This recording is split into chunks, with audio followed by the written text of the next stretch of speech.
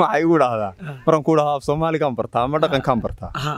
maada dhaqan barta bay ugu dhahaan ku dhahaa aysanaysa dhulkeedii iyo magaranaysaa iyo dadkeedii iyo dhaqankeeda waxay kaga dhaadataa aanay jirin mar walba magaranaysa marka miidiyahan iska barano dibatana inta badan sida markaan arkay ay u jeceshahay dhaqankeedii iyo afkeedii iyo ay milgahay waxa soo dhaan ilaalinayso adiga laftarkaagii la jecel galso waxaan soo war wallahi ilaahay ha dhowro dambi dhaaf hasiye waalidkii ku dhalay baa diinta dhidibadeedii iyo dhaqanka ugu barbaarsho dhowr sanaanta sharaftii iyo sulub lagu dheehaad hooyo garasho dheer oo ka soo dhalaashiya Faadumo ka dhaxasho dhiga kaga sarreysay assalaamu alaykum warahmatullahi ta'ala wabarakaatuh saaxiibayaal meel kasta ku soo dhawaada halkaan idin ka soo baaqaynaa waa page-ka Abwaan Hello waxaana garabka fadhiyay isla Abwaan Hello soo dhawaada saaxiibayaal anna waxaan idinka garanaysaan Abwaan soo dhawo muddo igu dambeeyay xaqii suugaanta kumaad waaya badnayn sevenka gaabi misaada ka gaabi niyome sevenka laftarkiisuna waa gaabinaya oo waxaad moodaa inuu diimeynayo tii diimeynta ciyaarayo aniga laftarkayguna kullay iska hawlo farabatayo imako ardaynimaaban isqorode ardibaabana inkuna duu arday yahay isaga wax u baahan uma baahna isagu inuu wax yiraahdo maxaad baratay Abwaan dadka dhan sheegna waxaad baratay anigu waxaan bartaa jaamacad dhigtaa jaamacadda hawlo badanta kulliyada waad dhigtaa marka kulliyada afafka baan dhigtaa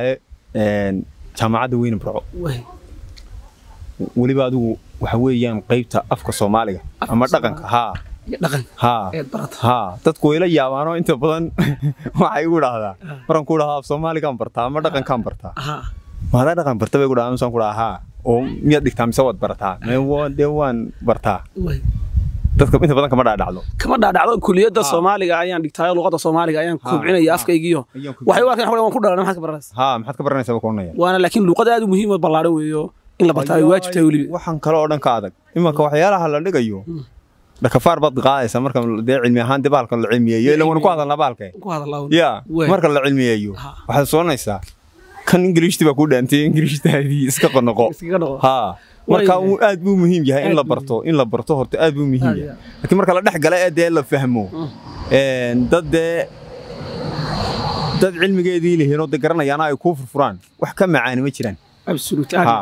way Abwaan suugaantaadu waa farabadnay kuwa dalka iyo kuwa xuduudaha ka talaabay ay lahayd kuwa qaaradaha ka gudbay waa lahayd maanta xageemay ka miisnaa maanta niyo horta saan ku sheegay imako waa iska gaabiyay suugaantu kuma badna laakiin maanta halkan waxaan doonaynaa inaan ku gudbino maaso ku socota inaan la yiraahdo Foosiya inantaasi waa inaan iska baranay miidiyaha ismaanaan arag waxyaalaha uu kalifay maasadana waxa kamid ah yacni waa dadka jecel dhaqanka iyo ma garanaysaa dalkooda iyo ma garanaysaa wanaaga waxaana adigu oran kartaa waxaana ku maqan meelaha adigu dalkana ma joogtay dalka dibadiisa ku maqan tahay iyadoo haddana ku maqan bay waxay xiiseynaysaa dhulkeedii iyo ma garanaysaa iyo dadkeedii iyo dhaqankeeda waxay kaga dhaadataa aanay jirin mar walba ma garanaysaa ay jeceshahay oo mar walba ku hamidaa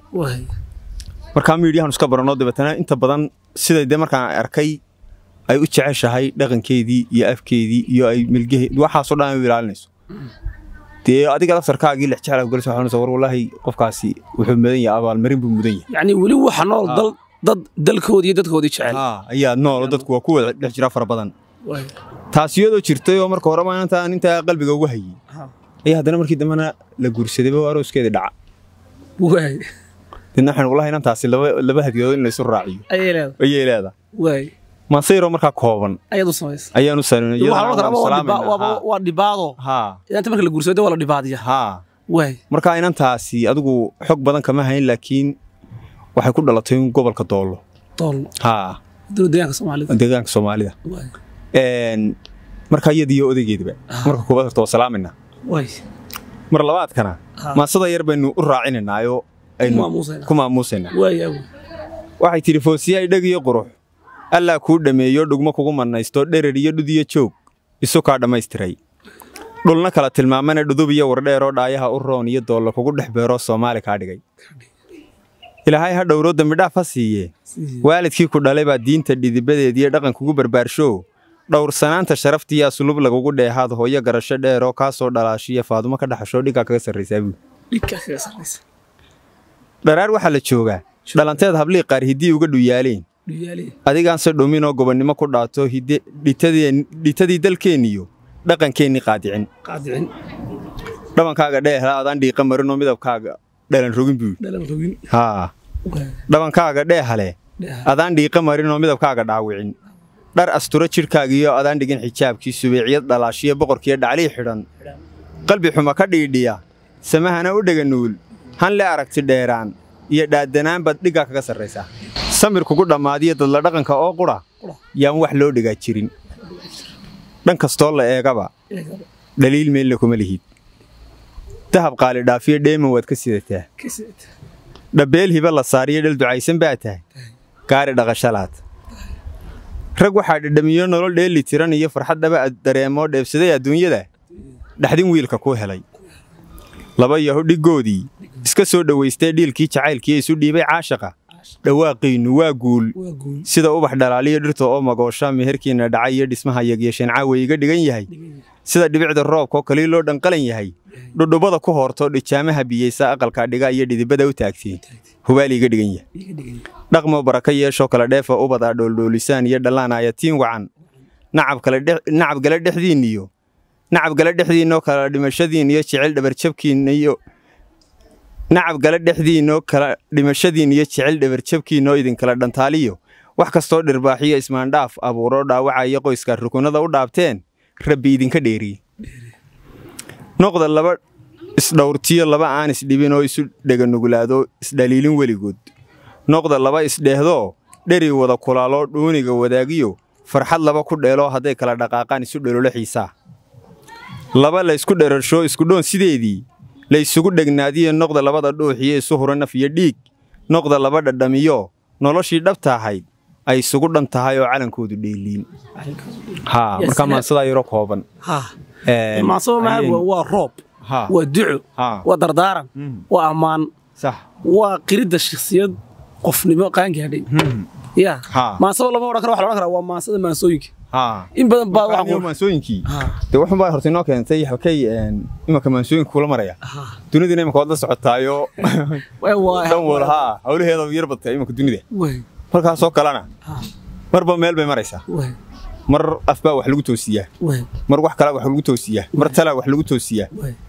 intii la yaqaanay dhaaftay baan oran karaa anigu markaasoo kale waxaa tirisaaba wuxuunbuu xumaynaya waxuma wanaajiyo si kaluma loo akhriya maanse kastoo jacayl ama wanaaga qaar baa siyaasa tan jacaylkan waa meesheeda laakiin waxaan ka hadlayaa kuwii kale ee magaranaysa guud arrinkasaa tirahdo wax laga soo dhex saaraya uun macno kale marka kuwii kale guud ama dalkaa ku saabsanaa ama siyaasadaha ku saabsanaadaan haddaad wax ka tirahdaan markan oo kale si kalunba loo weji kalunba loo yiri kugu duushay weey saaxiibayaal guud ahaan intaan ku soo koobaynaa oraahdeeni ama barnaamijkeeni koobnaa ee ku eegnay suugaanta qaybaheeda kala duwan ee Abwaan Cabdiraxmaan Cali Jaamac Abwaan Hello saaxiibayaal soo dhawaada mar kale iyo mar afraadba haddaad ku cusubtay page-kana inta yara saaxiibka lagu yahay haddaad hore noo joogtayna muuqaalka sii sheerkare dhammaanna waxaan waliba si gaar u salaamaynaa dadka dowlad deegaanka Soomaalida gaar ahaan gobolka Dool waa hadiyatan la kamaan dileena war sheerkare iyo muuqaalka reer Dool ku dhacsiya aad baan salaamay